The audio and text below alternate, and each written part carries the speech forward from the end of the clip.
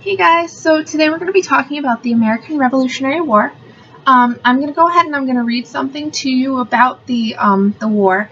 I'd like for you to take notes while I'm doing it so that we can just jump right into discussion tomorrow and get into what we're going to be doing in class. So here goes. Much more than a revolt against British taxes and trade regulations, the American Revolution was the first modern revolution.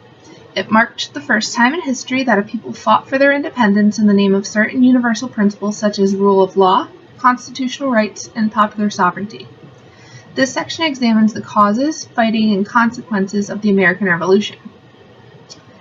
I'll read to you the problems created by the 7 Years' War, the British efforts to suppress American smuggling, to prevent warfare with the Indians, and to pay the cost of stationing troops in the colonies.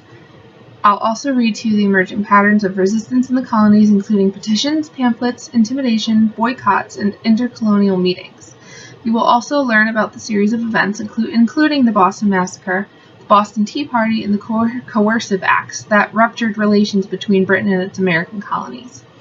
In addition, you will learn why many colonists hesitated before declaring independence and how the Declaration of Independence summarized colonial grievances and provided a vision of a future independent American republic. We'll discuss the composition of the British and American military forces, the Revolution's implications for the institution of slavery, and the role of the French, Spanish, Dutch, and Native Americans in the colonists' struggle for independence. Finally, you will learn why the Americans emerged victorious in the Revolution.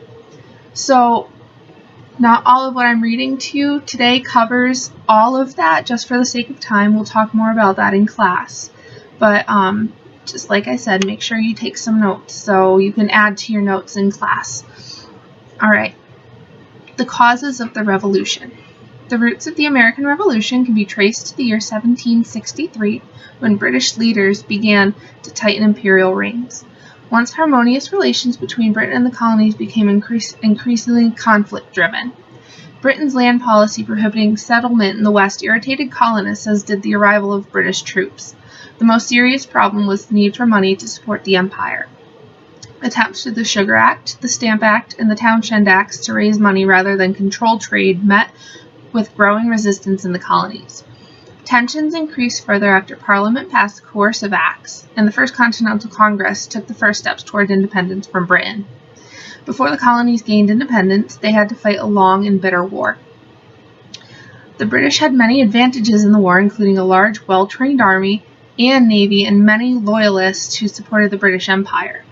But many white colonists were alienated by Lord Dunmore's promise of freedom to slaves who joined the Royal Army and were inspired by Thomas Paine's common sense. Excellent leadership by George Washington, the aid of European nations such as France, and tactical errors by British commanders contributed to the American victory. British strategy called for crushing the rebellion in the north. Several times the British nearly defeated the Continental Army. But victories at Trenton and Princeton, New Jersey in late 1776 and early 1777 restored Patriot hopes, and victory at Saratoga, New York, which halted a British advance from Canada, led France to intervene on behalf of the rebels. In 1778, fighting shifted to the south. Britain succeeded in capturing Georgia and Charleston, South Carolina, and defeating an American army at Camden, South Carolina. But bands of patriots harassed loyalists and disrupted supply lines, and Britain failed to achieve control over southern countryside before advancing northward to Yorktown, Virginia. In 1781, an American and French force defeated the British at Yorktown in the war's last major battle. The consequences of all of this. About 7,200 Americans died in battle during the Revolution. Another 10,000 died from disease or exposure, and about 8,500 died in British prisons. A quarter of the slaves in South Carolina and Georgia escaped from bondage during the Revolution. The northern states outlawed slavery or adopted gradual emancipation plans. The states adopted written constitutions that guaranteed religious freedom, increased the legislature's size and powers, made taxation more progressive, and reformed inheritance laws. All right. So now that I've read that to you, and hopefully you took notes like I asked you to, when you come into class tomorrow, we're going to start talking about what we'll be doing with all of this information. Today in class, if you had written it down when I asked you to, I split you into two sides. You're either a patriot or you're on the British side. I'm going to give you time in class to meet with everybody that is in your group, whether you are a patriot or if you're British, and you're going to come up with 5 to 8 important facts about your assigned side, and both sides are going to go at it in a debate. Don't worry, you'll have time to prepare this in class. Also, what we're going to do is you'll be filling out a SOAPs form, which I gave to you, but in case you don't have it or you didn't grab it or something, I'll show you a picture right now. It's also attached to our class website, so you can print it out if you need to.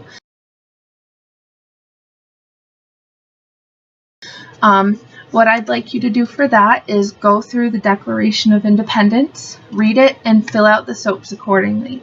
So what you're going to do is you'll read the document, highlight it, take notes on it, do whatever you have to do to understand it. You can just print it from any website as long as it's the right Declaration of Independence.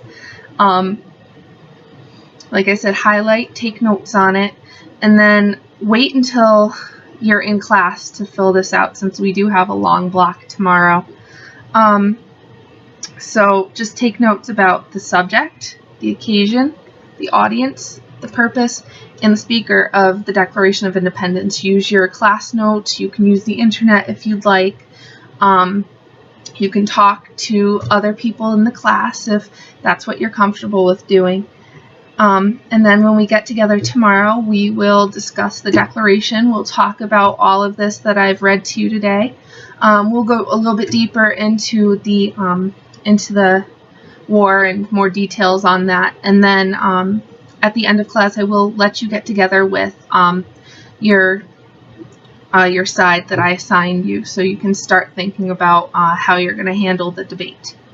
All right, guys, have a great night, and I'll see you tomorrow in class. Bye.